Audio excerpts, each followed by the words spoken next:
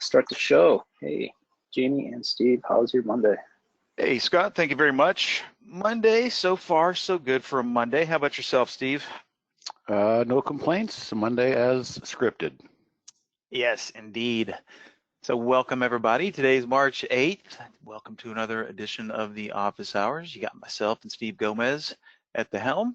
Real quick here before we get going, just a quick word about the disclaimer.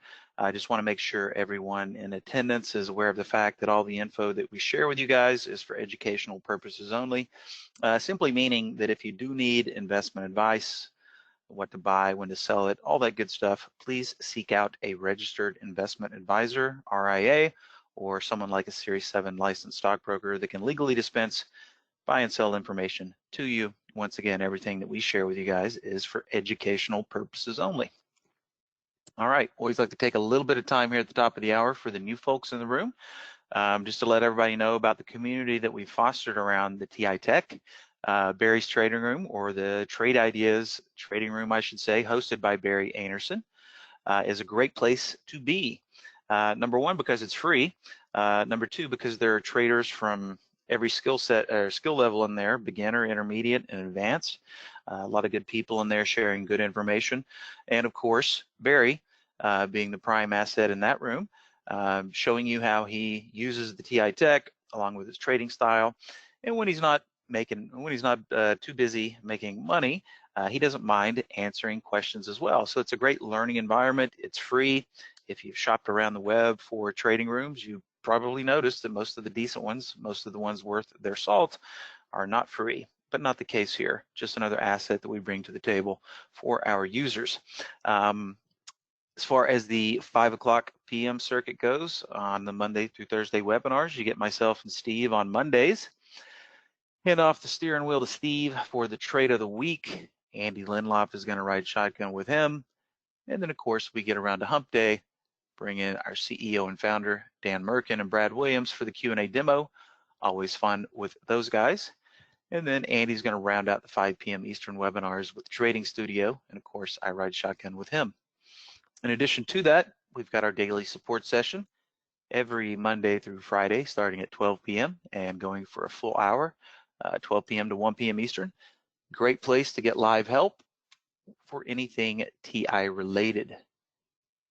Next slide here shows you how to get there. Just that address in the bottom left-hand corner there, trade-ideas.com/live, static. So once you bookmark it, that's all you have to do. Just go back there each and every time for that 12 p.m. to 1 p.m. Eastern daily support session. In addition to that, as far as education goes, you can't really beat our TI University 4-part series here. I'd say 20 lessons in 20 days comes close, but as far as getting your brain around all the basic functionality, especially when you're new, beginning 101, 201, intermediate 301, and advanced 401. A lot of good information in these videos, and you can access all of them through our YouTube channel. So if you haven't ever visited our Trade Ideas YouTube channel, you just navigate over to YouTube, type in Trade Ideas, and you'll be directed to our channel, which contains a wealth of videos, including these, but a lot of other ones as well. All right, and here we are on today's agenda. Some goofy stuff been going on in the market, Steve, when we're looking at the SPY versus the NASDAQ and so forth and so on. So if you're ready, sir, I'm going to kick it back over to you. We can take a look at that. Certainly.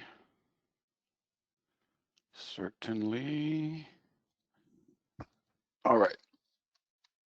We will start with the S&P. There's a lot going on, and I'll probably kind of get lost in my thoughts here. But, it's getting interesting.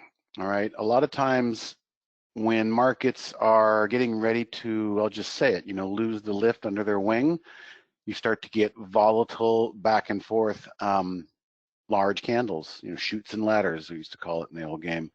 The candle ranges increase. I mean, I could even just kind of draw it here. We're starting to see kind of like what some people call like a megaphone, right? The amplitude, I believe that's the correct word. The amplitude is increasing. It's getting a little crazy out there. But that's the first observation in the S&P, because the Nasdaq's totally different story in the Qs. The thing that really caught my eye today, and I actually sent a tweet out today. I said, you know, every time I look at this chart, all I see are lower highs. Not a single attempt to take out a higher high, and that's not even on the close, that's just on the trading range. All right, we can't even get a trading range to take out. So every one of those little blips is a failure of the bulls to kind of get back in the game. And then we come down here to the moving averages. Well, you can see we held the 50 really nicely last week, bounced up. That's what I was talking about. When you have these big failures, when you have these big pullbacks that fail to go lower, the conditioned dip buyers, let's just take a look here. Conditioned dip buyers, conditioned dip buyers. We've had nothing but conditioned dip buyers since the last year for the most part. Maybe a little bit, almost quite a year. And we've brought a lot of new traders and new retail people and new faces into the game along the way. So they haven't really seen much turmoil except for maybe there and there, but maybe there. But buying the dip was the order of the day back then. And at some point, that's going to stop working. And I'm not saying this is it, but I'm telling you, I'm not long. I'm not holding anything. I'm not bullish. I'm leaning on the bearish side because this was a doozy of a wick today. That's what it looks like on the intraday. Not really much to see there, kind of bleeding between some lines. But what I saw was this. I saw an attempt to come off this big spike, tweezers bottoms, as some people were calling them, 2 rejection days in a row, 2 days with long bottoming tails. Well, the buyers came in, they were conditioned to do so. That's what they've been doing, and that's what works. And they ran right smack into the 20-day moving average right there in red, all right? Didn't spend much time above there, reversed. And I thought to myself, okay, well, you know, if this S&P SPY can at least close above the 10-day moving average, that's a start at working itself through this entanglement here, or the armpit, as I call it sometimes. But it couldn't even do that. It rolled back over and closed on lows and gave away a closing price of above the 10 period. So it's back below the 10, back below the 20. They're crossed. Here we are challenging the 50 period once again. So there's only so many times you can knock on this 50 period before it gives way. And again, the reason I zoomed out like that was to show you this market needs a shower. It needs a shower in the worst way. It needs a bath. What's wrong, I ask you? What is wrong with just a simple pullback to the 200-day moving average? All right, that in the bigger scheme of things, that's healthy. That's not a big deal. So that's kind of what I'm expecting. I'm positioned for it with some other ETFs and a few different accounts. I am not long. Let's move over to the NASDAQ, and we had a little bit of an interesting picture over there. I think we talked about it last week. The NASDAQ was one of the first sectors to break. Technology has thrown in the towel. You know, we look at Apple. Apple's already almost at its 200-day moving average. So Apple has been quietly retreating and breaking. It's already given us the first test of a correction. I'm not going to say bear market, but a first test of a correction. Bounce right into the moving averages. They can't hold, and they get thrown to new lows. This could be the beginning of a dynamic that we might want to get familiar with if it doesn't change anytime soon. As I go back to the NASDAQ, we look at this, okay, 340, 338, and we hit 300 today. So a 40-point loss off of, you know, we're already in correction territory of the NASDAQ in the Qs. They consider a correction a 10% pullback. We have ourselves a correction, but I would submit to you, I think there's more meat on the bone for the correction over here in the NASDAQ as well. Again, there's no real reason, there's no harm, no foul in bringing the price back down to the 200-day moving average. We can settle in there and find some bidders and still keep this great thing going. But, you know, this has been a long extended run, especially in the NASDAQ. You can't look at that and expect it to just keep going higher. And I know a lot of people, and Jamie might even be talking about it, I don't know what his content is today, but there's a lot of talk of rotation. We go to the Dow doesn't look so bad because this is full of consumer staples and dividend stocks, and there's a tremendous rotation to the bland, vanilla, simple stuff right now. Tech and Tesla, no longer sexy. It's ugly. So, you know, it's pretty obvious by now that technology has been leading us lower. The only real question is, Are energy and financials sort of been holding up the S&P? Are they going to start to throw in the towel and give up? Well, I'll submit to you tomorrow, if we are looking at a red candle and we've closed again below and close on lows, maybe perhaps below this 50, be very careful, because the rug could get pulled. That's just my opinion. Not financial advice, of course, but that's just where I'm thinking right now. I'll talk about the trade of the week, which is really fantastic when you think about the market we just looked at. This thing's moving higher, but it makes me wonder how much of XRT retail, which has been strong, this XRT has been strong because of GameStop. Is GameStop wagging the dog of the retail market sector, or is Levi really this strong? Are they participating along? I don't know, but I'll talk more about this pattern tomorrow. Looks really good so far, but the backdrop of the market is what I look at. And as I mentioned, I'm not long anything, and that includes the trade of the week. So that was just an idea. It might work, might not, but if it does, I won't be participating in that one because I'm seeing something a little more ominous here. All it takes is for the Qs to continue their route down. It's going to drag stuff lower as well. But that's pretty much all I got, Jamie. Yeah, and Steve, I mean, that you hit the nail on the head there. Rotation, yeah, we're going to talk a little bit about that. But is the are we going to belly up here and dig in and head higher on the S&P if the rotation really is in play and continues? Right. Maybe, or we might take that header down to the 200 period. Just nobody knows just yet. The goal is to attempt to be prepared for whichever scenario unfolds. If we have higher interest rates, the XLF, the financials might continue, but the XLF and the XLE, the energy spider and oil, some of these stocks, they've been holding up the firmer part of the Dow for sure, and the S&P. So if those things start to give some back too, then there's no musical chairs to rotate into. And I hope we don't see that. I hope there's always something to buy and something that goes up. But those indexes, the NASDAQ and the spiders, they could use a good shower. I concur. Just get it over with. I think who was just saying that? George was like, the faster we go down to the 200-day, the less pain and quicker recovery. But 4 more days left in the week. We should have an answer by Friday. One would think. Maybe not. We'll see. Okay, let me grab the mic back here. And you should have eyes back on my screen. Just let me know. Mm-hmm. Okay, perfect. All right, ladies and gents. So just going through my typical, protocol that I normally go through. Just taking a look at my compare count window after the first 15 minutes. And not really the best read. We did have a slightly bullish read of 56%, looking at the larger cap stocks, which are any of the stocks with market cap of 4 billion or higher. So, usually don't get too excited unless I see something over 55%. We were just 1% above that, so still not a whole lot of excitement. And we can see that this is the first 15-minute candle of the session right here.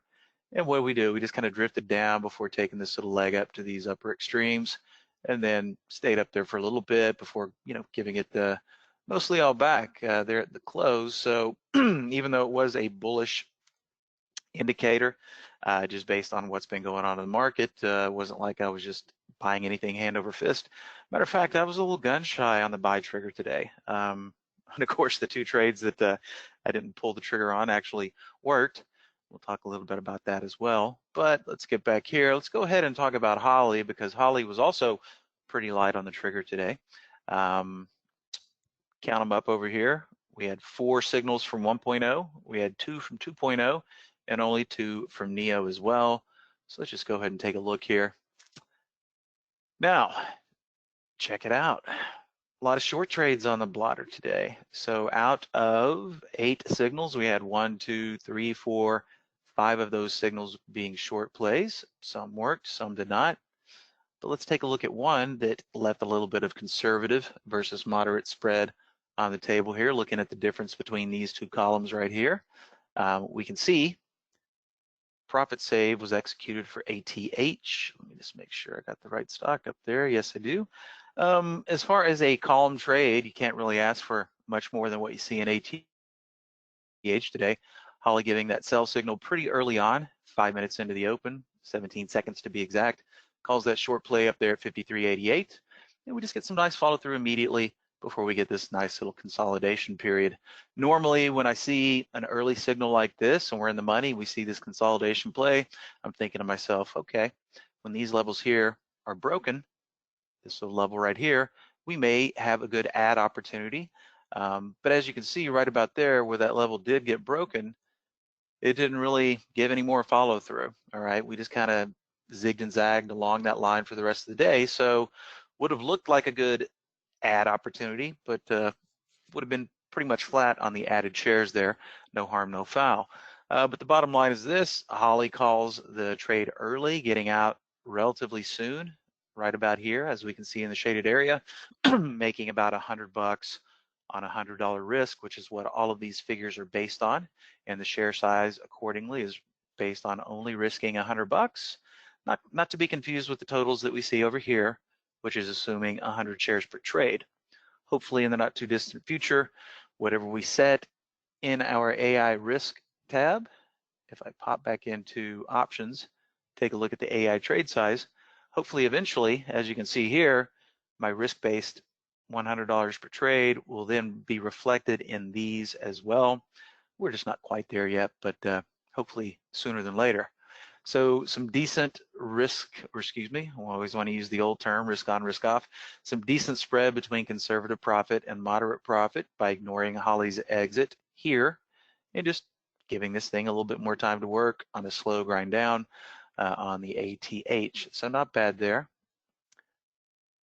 No spread in OTRK, not really any good add opportunities as well. Not a bad short signal here, get in the money, go back up to the entry line, and then capitulate it at the end of the day. Wouldn't have been so easy to stay in this one though, once you see it down here, and then we grind it back up to that entry level. So no spread in that one. KRA, also a short play later in the day. Nice pattern, okay? Got this grind up all day. As soon as we got this lower opening candle here, Holly thought it was a good short. Worked out pretty well. Not really any additional activity, no good setup to add to that position either. I tell you what, out of all the trades today, these were all great trades. RD&T, I'm still kicking myself for not pulling the trigger on this one. The reason being is those of you who attend on the regulars, you know what this typically means, okay? When we see that Holly signal, got a nice little run up, then we get this little basing pattern here. Holly gives us the buy signal right here at 21.85. Then we had a good hour and 15 minutes to make another entry or anticipate the breaking of this opening range break here. But the bottom line is plenty of time to get a better price than the AI, slightly below the entry level as it hugs that 10 period. This one was pretty spready today. At any given time, probably had a 20, even opened up to a 25-cent spread at one point in time. So I put in probably at least 6 or 7 bids trying to split the spread. And of course, I was just being a little too thrifty. Ended up not getting filled and then didn't hit in the 70s. Had plenty of time to hit the 70s here. Didn't do it. And of course, what did it do? Took a nice little grind up here. So doesn't look like a huge move here, but that was about a point right below the entry signal of Holly, 21.85, plenty of time to grab the 70s. And then I think we topped out just a little over 23 there. All right, so a nice percentage move, even though it doesn't look so big here. But of course, if you didn't take that profit, or at least take half of it, boom, boom, boom, before the day was over, it was back down to flat or a slight loser there. But this one telegraphed really well. Volume levels were pretty high all day, finishing with a nice 7 on the relative scale. And this is just the perfect example of a trade around or, watching that exit signal and going, well, I think Holly was a little early on that one, taking that small loser. And at one point in time, that moderate profit was up to, I don't know, about 220, 250 bucks on about the same in the share size there. So plenty of time on that one. Like I said, the spread was just a little big, so I just dallied along. A little too long, didn't want to eat the spread, and that's just the way it goes sometimes. As far as the other trade that I didn't pull the trigger on, GME, whether you believe it's going back to these levels, all right, one thing is for certain, it's a great trading vehicle right now, all right? And typically I've just gotten into the habit, all right, let's watch GME for its opening range break to the up or the downside. And you know, we were talking about this in the trader thread. The volume's been so whacked out in GME that when you see a relative number on the lower side below 1, is it really that accurate because of all the crazy big days? And we were talking in the trader thread today about how this is the first day in a while that we've seen GME above that relative volume level of 1. So once again, as I said, just didn't have my head on too straight today. Had plenty of opportunity to get GME when it was approaching the 160 level, but kept playing around with the spread there too, canceling orders. Before you know it, I'm not filled, and then boom, we get the nice lift, and you know, a little over 50 points from 160 there. I was just trying to get it at a too good of a price down on the 150-ish level. Missed the boat there, but hey, something to keep an eye on moving forward. You don't have to take big size in this one. You can make some pretty good coin trading 10 and 20 share lots of GME these days. And as long as it's that active, why not play it when you see a nice little simple pattern like this unfolding, and you can really control that risk there. So we'll see what happens with GME moving forward. Definitely still one of the most talked about stocks out there. All right, as far as Holly goes, that's really about it today. Kind of a low trading day for her as well, with only 8 signals, but still some pretty good potential profit-making stocks in there today.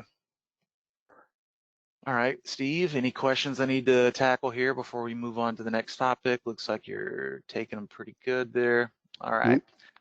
So before we move on, I've devised a top list here, and we are going to talk about rotation here. First off, I just kind of want to revisit my little experiment that I conducted over the past 2 weeks. Was running well, I couldn't call it a high frequency swing trading strategy. It spit out quite a few trades. I believe in the 2 weeks that I was testing the strategy, ended up executing about 120, just shy of 120 entries, and of course 120 exits. And if you recall, the idea was to kind of get in there and see what happens. Now, having said that, if we just pull the SPY up here for nostalgia's sake, probably the worst time I could have launched an all-long 3-day hold swing strategy. But keep in mind, the goal was to see what would happen and do extremely small share amounts so that if things went wrong, the damage wasn't too severe. So on one hand, they went about as wrong as I could have possibly imagined with market conditions. On the positive side, or the other side of that coin, my theory that, well, if things do go horribly wrong, I'm not going to get hurt that bad. So after making about 116 entries and exits, I just rounded up to 120. I think the actual number was 116. I lost a grand total of about 150 bucks. Okay, which, hey, I would have rather made money.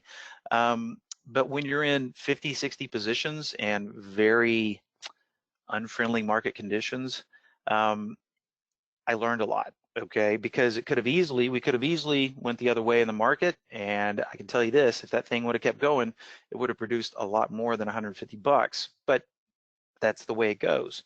That's why with the zero commission environment, you know, exploratory trading is a lot more feasible than it used to be. It used to not be feasible at all, because if you had to tack commissions onto those transactions, your hold would be a lot bigger.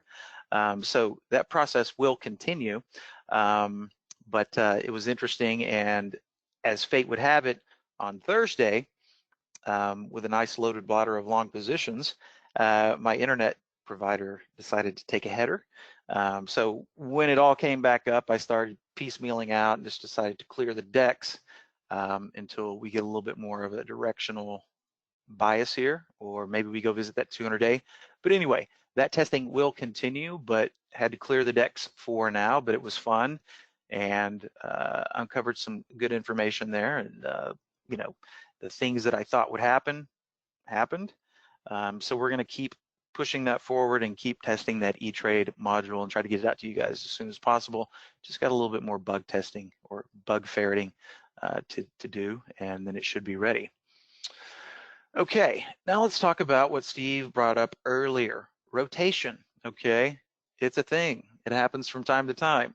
Hot sectors become cold, profits are being taken, market conditions change, And I will tell you this window has not been that active as of late, but today I was really amazed at how active it was. So what you're seeing right here is my turbo up family, no resistance. No resistance meaning that these stocks are hitting all-time highs. So when we look over here to the left, there's nothing to act as potential resistance or any obvious stopping points. So keeping in mind, while we're having this market volatility and these crazy swoons down, and the market's trying to find some traction. At the same time, we got the Q really taking a beating, or excuse me, the Qs. It does appear that there is some rotation going on because Facebook, Apple, Netflix, I was talking to Steve earlier, Google is the only FANG stock that hasn't really given up the ghost and broken down significantly yet. Maybe it's coming, maybe it holds up, who knows? But what I've noticed from this window today is a ton of stocks hitting all-time highs, okay? So it's what's going on kind of under the rug, right? Yeah, the SPY, everything looks a little precarious here, but we have to pay attention to all of these stocks. Just here, you're gonna notice a lot of the same things: finance, insurance, manufacturing, information, real estate, okay? Of course, when you see the information ones like Disney, information really is broadcasting, all right? Yellow, what is that? That's a trucking company or a transportation company. You know, a lot of these stocks that are typically considered staples or defensive type stocks are starting to pop up on the all-time high scanner. And, you know, keep in mind the green ones are the bigger cap stocks, capitalized over $4 billion. So we got Viacom, we got Disc K, we got Disc A hitting highs, we got Disney hitting highs, all-time highs. We've got some other middle cap stocks, more products, you know, in that manufacturing sector. So something is going on here. Now, how long is it going to last? How long has it been going on? Well, unknown on both of those questions. How long will it last, I guess, is the most important part, because if it does last, there's going to be some opportunity there. Disney, you know, just calmly cracking out the all-time highs there. You got to think that means something. So, is your turbo family up on the Traders Vault or not? this one is in the Traders Vault. Yep, it's been around a long time. It just hasn't been this active. So Chris, and those that were asking, you just go to the channel bar and scroll down to the Traders Vault and you can grab a copy. Good, you got it. Thanks. Yeah, no problem. And I will drop these links into the chat panel before we're done, just in case anybody wants to grab them that way. But since we're talking about this window, might as well point out the subtleties of it. It is a multi-strategy window. There are 3 different strategies in here. The strategy is the same, keep in mind. I've just chopped them up into market cap, all right? So when you see the yellow ones, they're gonna be 2 billion market cap or less. When you see the blue ones, they're gonna be somewhere between a 2 and 4 billion market cap. And of course, the big boys, the green ones, are gonna be the 4 billion and higher, all right? So while there are ones hitting all-time highs, there are plenty that are just setting up to do that, all right? So what I've done for you guys today is created a simple, yet should be a very functional top list for finding these types of things or things that might be about to do the same things that you're seeing on this window here. So we could call this one, this turbo up no resistance. When you're watching this in real time, it's more of a reactionary window, okay? Because obviously it wouldn't come across this window until we're actually into the new high territory, at least by a penny. So getting an alert Disney on Disney as it cracks this level here, you may think to yourself, okay, hey, I like these bottoming wicks. I like how it's bottomed out at the 10 period today. I also like Disney for whatever reason. Might have been a good time to take a position as that breakout is occurring, because we know that sometimes they keep on going, sometimes they don't. But as that level right there was being cracked, you would have been alerted to it. So, you know, sometimes the ones that come through in real time, the reactionary ones, just line up just perfectly. So sometimes those can be good entries. And we can use the top list for both of those, either reactionary or more of a predictive, like, okay, it's close, but it hasn't popped out just yet. So notice what I did here. This is position and lifetime range column. I just sorted, so I'd have the biggest values on top here. Of course, we're seeing the graphical indicator. So when we see a full bar, that means it's already punched through. It is at all-time highs. How ironic. I see McAfee here, and I just read not too long ago that, well, they nabbed that guy. McAfee's done for, no more Twitter for him. But the bottom line is this: if the bar is green all the way, then they've already popped. But what if we want to find ones that might be getting ready to pop? Notice when I scroll down, we don't have the full bar anymore, and we've got just a teensy little bit of daylight here. It's not all the way to the right margin. You can see a little bit. All right, so here we go with Visa. All right, Visa did take it a little excursion out today, but then it curled right back. Okay, so not exactly if you did buy this breakout, you were hoping for a close above that level right here. It just eked right back down and closed. But if we just kind of randomly scroll through these plays, you're going to see some that are a lot more quality oriented than others, like this SYF that I just pulled up at random. Hey, rings a bell. Financial. Okay, so financial, manufacturing, retail, broadcasting, otherwise known as information. If the big boys or some of the ones in that sector are popping out and that trend continues, well, then you're going to have additional ones pop out. So, it's a great idea just to scroll through this list, find the ones that are conducive to you. We had the nice wicks here, 10 period staying in control, little excursion out today. So, not a bad little setup in SYF here. Be a great price alert. So I'm just going to keep cruising through here because you're going to see some other ones. This SF, once again, not too bad. Had the nice wick down to the 20 period on Friday. Nice close back above the 10. Stock is strong today. All right. Once again, finance and insurance. So once you get down to these where there's a little bit of daylight, you can find some nice tight patterns up here with some relatively low risk as well. Now, keep in mind, as we were saying earlier, this trend might continue, it might not. We're either going to go eventually probably test that 200-day, or if this truly is a big rotation, as these tech stocks are liquidated and all that money's looking for the next sector to be in, this trend could very well keep going, but we have to be prepared. So when you're going through these symbols, and picking out these tighter, more attractive patterns, just keep in mind, don't get too aggressive. And when market conditions are in this state, it might be better to do half sizes and widen your stops until we get a definite answer from price action. All right, for example, DOX, been doing this little dance for a while now. All right, talk about low risk, hugging the 10 period and the 20 period. So a lot of these to be found. Dow doesn't even look that bad. Bank of America tightening up. PNC. So a lot of these, VIPS was nice, but it's already gone. Hey, you got Big Daddy JP Morgan tightening up here too. 10 periods in control. One more day, good day of push. Hey, I wouldn't be surprised to see one of the big stalwart banks break out when all the other finance and insurance companies are starting to get a little fuel behind them as well.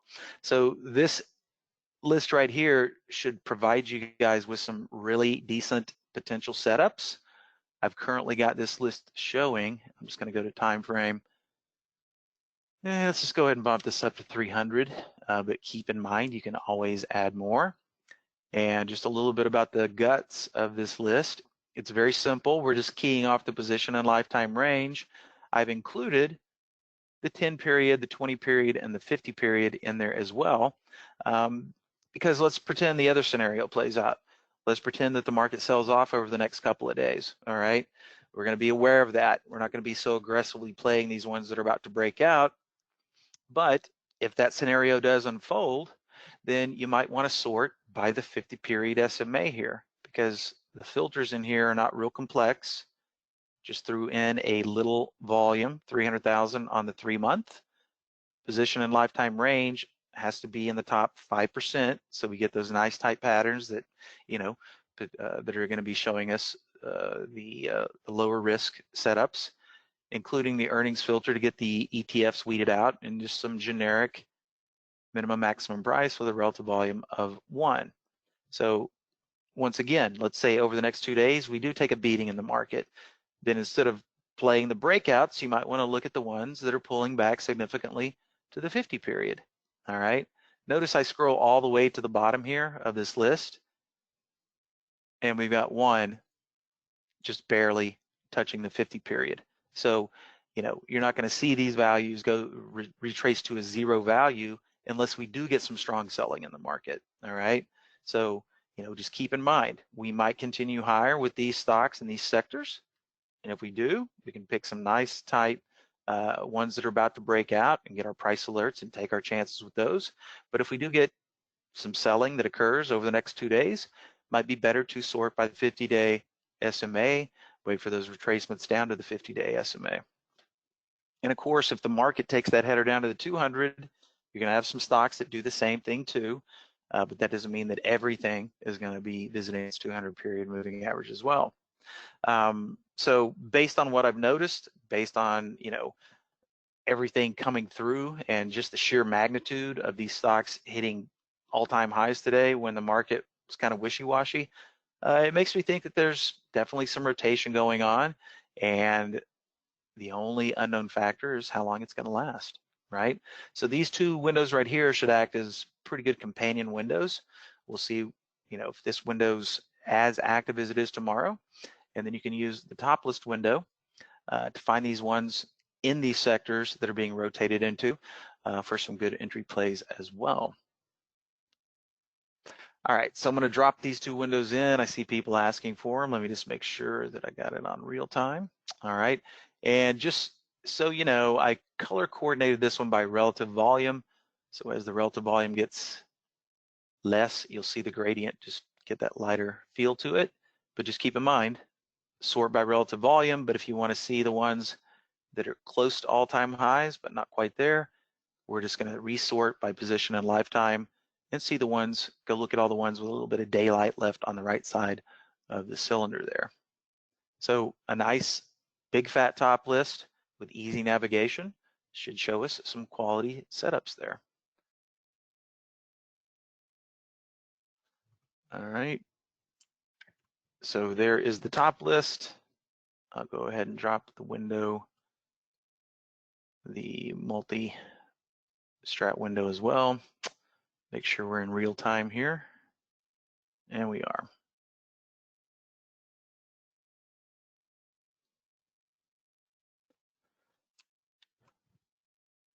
Okay, so both of those windows have now been dropped into the chat panel. Got about 5 more minutes here, a little bit of time to kill here. So if anybody has any questions, go ahead and pop them into the chat panel.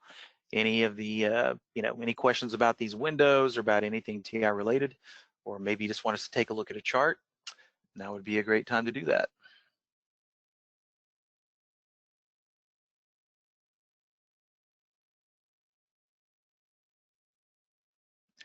Any questions from anybody about anything? That would be the time. Short and sweet and simple today. Silver. All right, Kevin, let's just pull up old SLV here. And Steve, feel free to chime in as well. But yeah, silver, that's the next big topic out of the Reddit group. After the GME thing, everybody's ranting and raving about the silver and how it's allegedly artificially manipulated and all that good stuff. And, looked like we were going to stay above these levels back in February, but not to be had. Just my own personal experience and my personal experience with trading silver.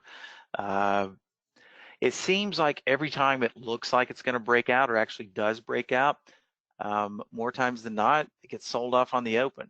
Most of the time, every time it gaps up big, it gets hammered right back down. There's a lot of speculation out there. Don't quote me exactly, but if you go back 100 years or more, silver was about the same price that it is now for an ounce. So when you look at that, JP Morgan, he can't prove anything, but when you look at silver, it seems like JP Morgan's been doing their thing with silver for quite a long time. All right. Keeping that price artificially down, because when you have gold and silver and you got all these artificial products that don't actually deliver the physical thing that is gold and silver, it does open up a lot of room for manipulation.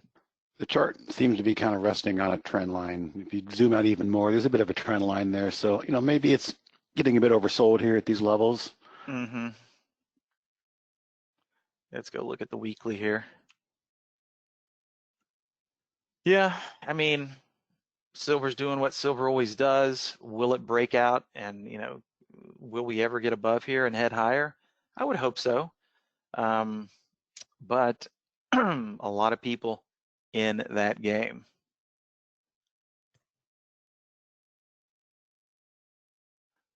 Okay, how do you pull up a list that shows which sectors are hot? We've actually got a channel for that, Steve.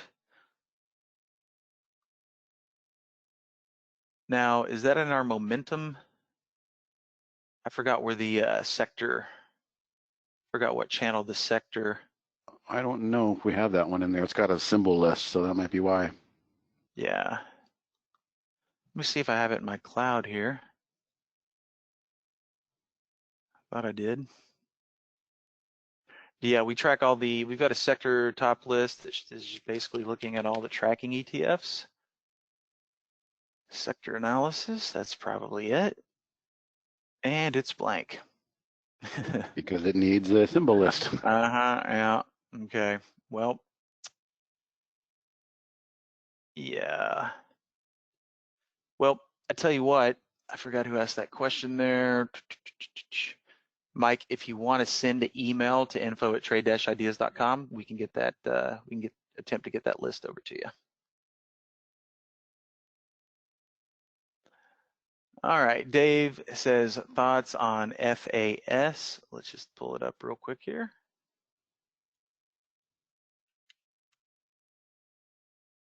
All right, looks like FAS. It's like the XLF, the financial spider. Yeah, so this is the financial bull for 3XF. Well, I tell you what, if financials are gonna, are gonna keep on going, they got a little bit more ground to cover up here. You feel a little tired to be there in the short term with that reversal today after a pretty big move off of the high 50s. It's been a pretty good move. It might want to work some of this off. Absolutely. So FAZ, the inverse might even be a little more interesting, but I don't know. That's a tough trend right there to jump in front of. Yes, sir. Okay, sector status. Who's saying that? There we go.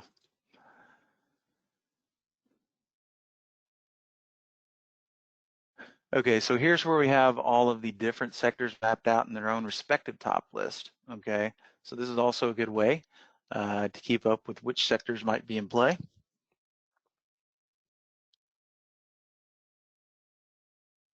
All right, Michael, when trading with Brokerage Plus, the trades at 100 shares regardless of the dollar amount.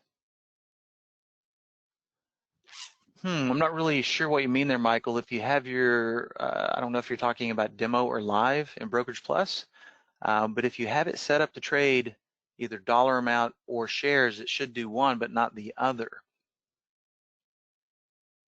So if you see that problem persist, then let us know and we can take a look at your robot logs and all that good stuff. And lastly here, Kevin's asking if we have any thought on Bitcoin or Riot. We can certainly pull up Bitcoin here. Let's get that daily chart, expand it out here.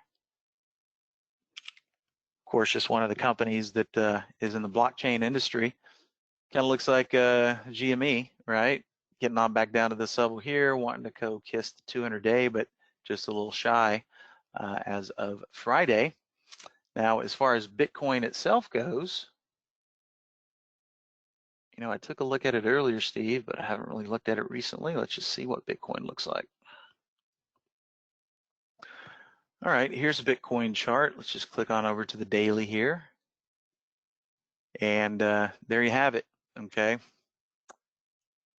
Just kind of putting a little basin right here, trying to find a home right around 50. You see the 10 period here on the daily is currently in control. And looks like it's just gonna be a little sideways action for a while on the old coin. It's got some wood to chop between 45 and 50. This moving average right here, the ones we have up are the 100. This is the 50 and this is the 10. So just looking like we're setting up a nice little range here.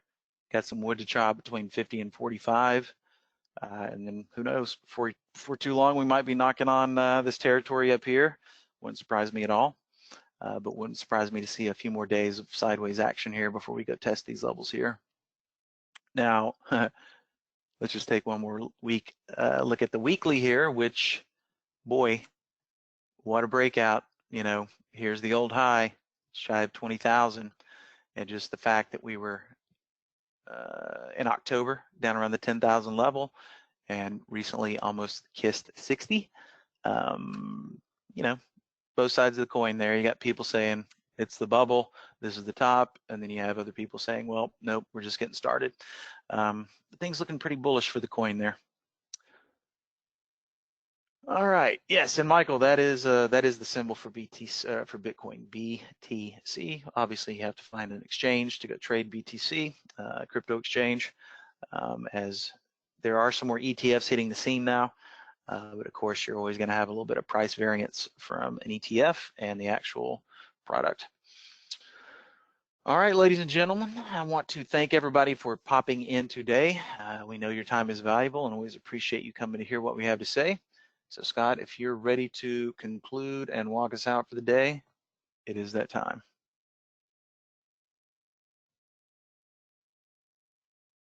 All right. Thanks, Jamie. Thanks, everyone. So everyone should go ahead and grab that earnings ebook before we switch it out to another ebook. Go to trade-ideas.com/earnings, make it yours. It's free. Just go to the page, put in an email, get the download link. It's got some strategies you can import into your Trade Ideas layout, so let you take advantage of the lessons you learn in that ebook. Also got a podcast. We've released some interesting episodes, and there's going to be more on the way. So just search for Trade Ideas Podcast wherever you get your pods, and add us as a subscription. There is a code. Opportunity will save you 15% off the first month or year of your new Trade Ideas subscription or upgrade from standard to premium. So write that down. Use it if you want to do an upgrade or start out on Trade Ideas platform. Any questions, email them to info@trade-ideas.com. It goes to our help desk, gets you the support you need as quickly as possible. You can also find us on Twitter. Jamie's at Today Trader. We have at Trade Ideas. Steve Gomez is at Today Trader. Jamie's QuantBot. We also have at Trade Ideas. Then you can find us on Facebook, Trade Ideas Pro. The recording of this session will be up later on tonight or tomorrow on our YouTube channel. And go to webinar. We'll send you an email with a link to the playlist where you can find it. Thank you, Steve. Thank you, Jamie. Thanks all. Thank you, Scott.